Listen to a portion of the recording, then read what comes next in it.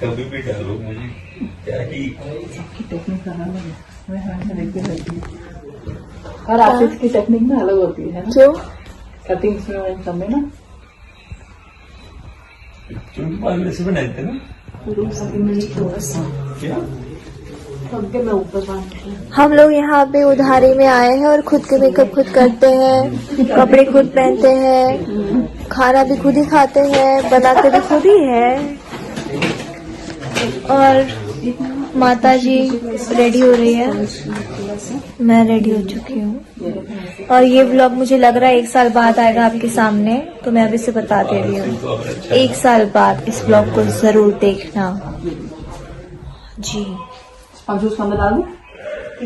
इसके अंदर ये घर वाले इतने अच्छे हैं, उन्होंने इतना बड़ा मिरर हमें दे दिया शूट करने के लिए, घर लेके जाने के लिए नहीं दिया, शूट करने के लिए दिया।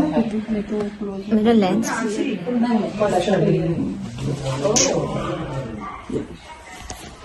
मैं जो भी चूज करता हूँ ना बनाने के लिए वो हमेशा मस्ती लगेगा। क्या है ये? ये बहुत लाइट है, लाइट है। क्यों?